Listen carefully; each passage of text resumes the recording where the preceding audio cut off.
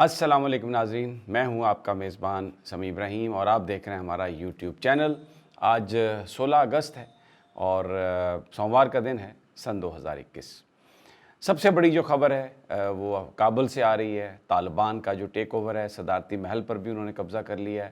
اس وقت مکمل طور پہ طالبان کے قبضے میں افغانستان، دنیا نے اس کو اکنالج کر لیا ہے۔ 60 ممالک ہیں جنہوں نے اپنی جو سفارتی سٹیٹمنٹس دی ہیں، جس میں انہوں نے یہ کہا ہے کہ اب جو افغان عوام ہے ان کی حفاظت کی تمام تر ذمہ داری طالبان پر ہے، اور سٹریس کیا گیا ہے، زور دیا گیا ہے طالبان پر کہ وہ وہاں پر بلڈ شیڈ کو روکیں۔ تو گویا جب 60 ممالک یہ کہہ رہے ہیں کہ اب طالبان وہاں پر ان کی ذمہ داری ہے، تو اس کا مطلب ہے کہ نظم و نسق سب ان کے پاس ہے۔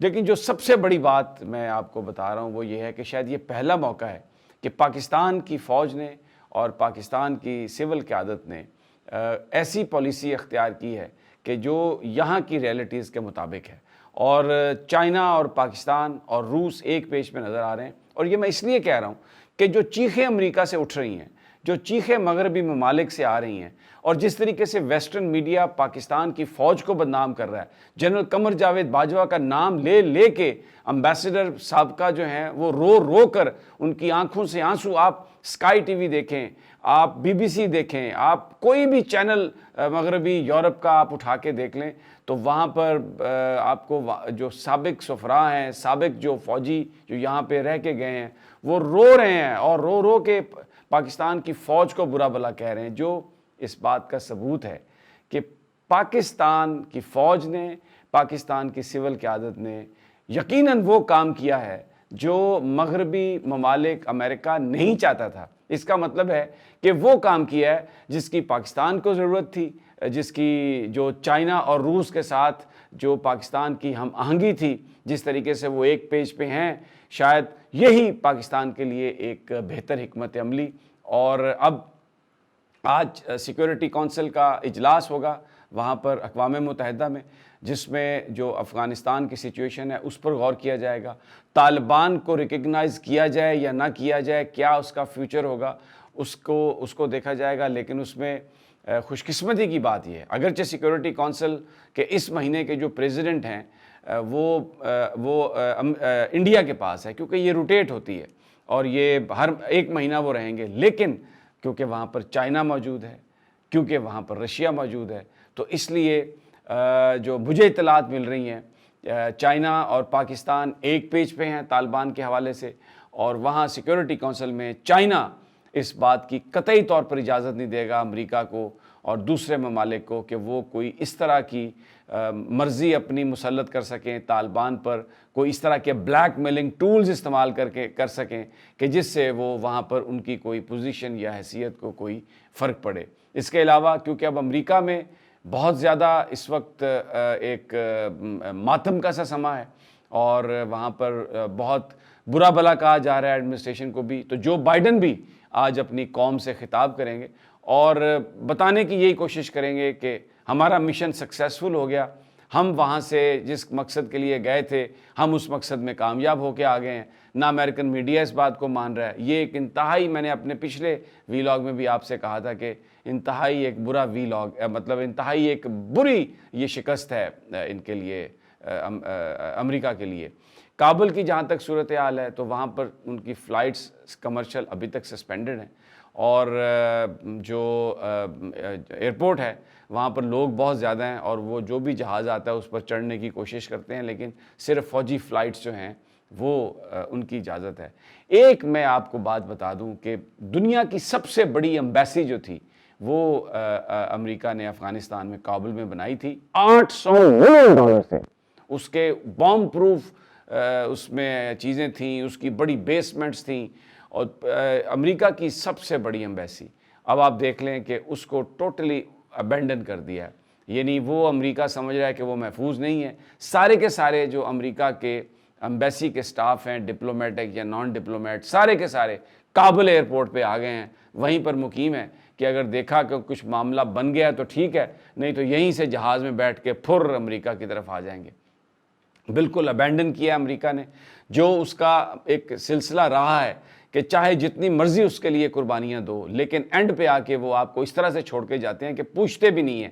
مجاہدین کے ساتھ بھی یہی ہوا تھا وہاں پر جب افغانستان میں رشیا کے خلاف جنگ ہو رہی تھی، اور اس کے بعد پھر ان کی اپنی خانہ جنگی شروع ہوئی اور سب کچھ ہوا، اور اب جو امریکہ نے ان افغان کے ساتھ، ناردرن الائنس کے ساتھ، یا اپنے جو ان کے ساتھی تھے افغانستان میں، ان کے ساتھ وہی سلوک انہوں نے پھر کیا جو انہوں نے 80s میں مجاہدین کے ساتھ کیا تھا۔ بہرحال اب طالبان جو ہیں وہ آج لوئی جرگہ ہے قندھار میں، اور اس کے بعد وہ بتائیں گے۔ اب امریکہ یہ جو کچھ ہوا، یہ کوئی امریکہ میں اس کی کوئی توقع نہیں کر سکتا تھا۔ میں آپ کو ابھی امریکی صدر جو بائیڈن کے کچھ کلپس آپ کو میں دکھاتا ہوں، آپ ذرا سنیے کہ انہیں کس قدر یقین تھا کہ یہ جو فوج انہوں نے بنائی ہے اور یہ جو سب کچھ انہوں نے کیا ہے وہ بڑا کامیاب ہوگا، کیونکہ اس فوج پہ انہوں نے 83 بلین ڈالر خرچ کیے تھے، اور 3 لاکھ اس کی تعداد تھی، اور ہر طرح کا ایکوپمنٹ جو شاید ہماری فوج کے پاس بھی نہیں ہے، وہ گنیں، وہ ساری جو نیسیسٹیز جو چاہیے ہوتی ہیں کسی بھی ماڈرن ایکوپڈ فوج کو، وہ ساری کی ساری ان کے پاس تھیں۔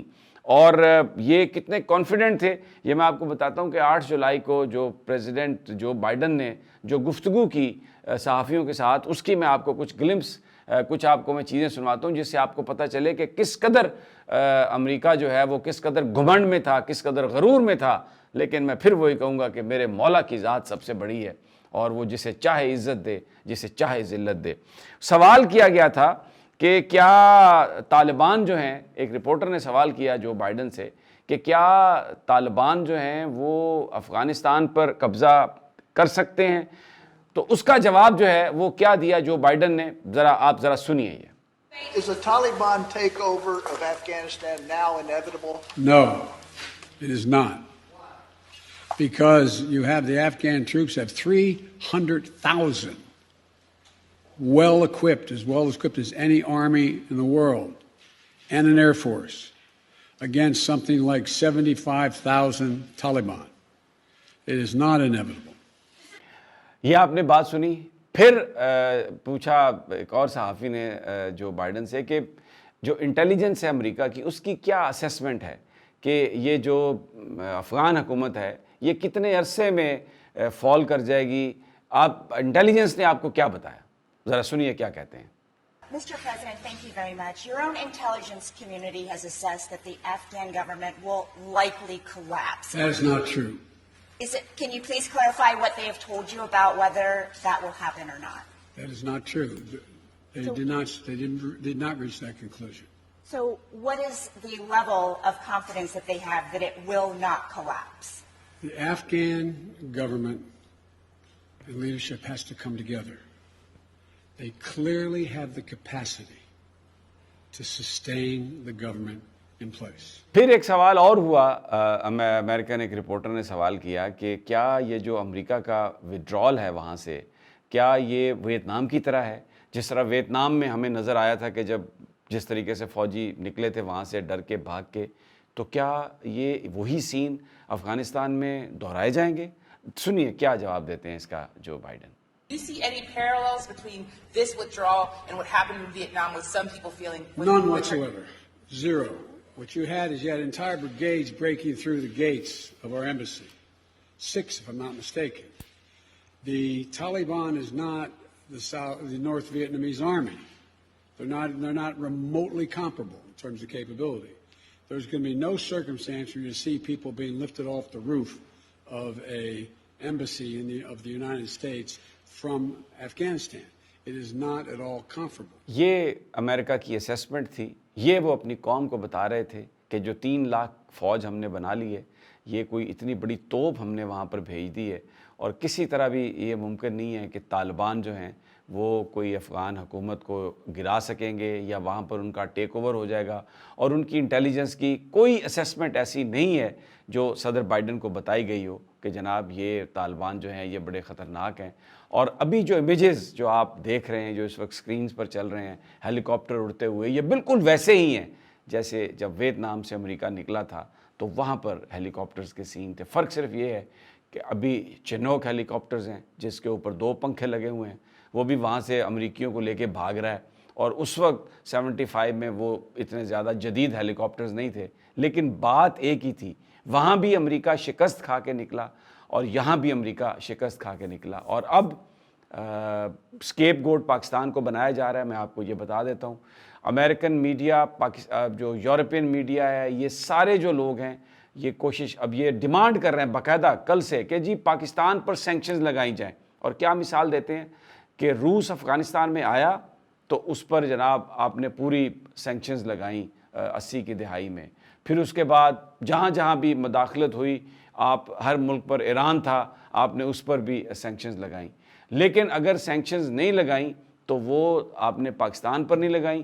پاکستان نے طالبان کو بنایا، پاکستان طالبان کو سپورٹ کرتا تھا، اور وہیں پر ان کی ٹریننگ ہوتی تھی، اور یہ جو ساری کی ساری شکست ہے وہ پاکستان کی فوج کی وجہ سے ہے، ISI کی وجہ سے۔ گویا وہ یہ کہہ رہے ہیں کہ پوری دنیا کی فوج ایک طرف، پوری دنیا کی انٹیلیجنس کمیونٹی ایک طرف، پوری دنیا کے وسائل ایک طرف، $1 ٹریلین، $2 ٹریلین جو افغانستان میں لگائے، 1.5-2 لاکھ سے زیادہ ان کے فوجی رہے، اور ان کو یہ ہمارا جو آپ پارا میں ISI کا آفس ہے، جن کے پاس شاید پوری پراپر گاڑیاں بھی وہ نہیں ہیں ہر سٹاف کے لیے، ریسورسز بھی اتنے زیادہ نہیں ہیں، ہمارا ڈیفنس بجٹ بھی کب سے فریز کیا گیا کہ اس ISI نے ان کو شکست دی۔ تو اس سے بڑا ٹریبیوٹ ہماری ISI کے لیے نہیں ہو سکتا۔ لیکن میں جاتے جاتے ایک بات کہتا ہوں کہ اگر آپ یہ کہتے ہیں کہ ISI جو ہے وہ ڈرٹی ورک کر رہی ہے، تو مجھے آپ یہ بتائیے کہ آپ کی جو ایجنسیز ہیں، موساد، CIA، را، NDS، یہ کون سا لوگوں میں پھول بانٹ رہی ہیں؟ یہ بھی تو اپنے اپنے ملکوں کی حفاظت کو یقینی بنانے کے لیے اپنی ترجیحات کے مطابق ہر طرح کے ٹیکٹکس یوز کرتی ہیں۔ تو اگر پاکستان کی حفاظت کے لیے پاکستان کی ISI اگر کچھ کرتی بھی ہے جو آپ کے نزدیک تو ڈرٹی ٹیکٹکس ہو سکتے ہیں، لیکن اس قوم کے لیے وہ قربانیاں ہیں جو ہمارے مستقبل کو محفوظ کرتی ہیں۔ اجازت دیجیے، جلد آپ سے ملاقات ہوگی۔ اللہ نگہبان۔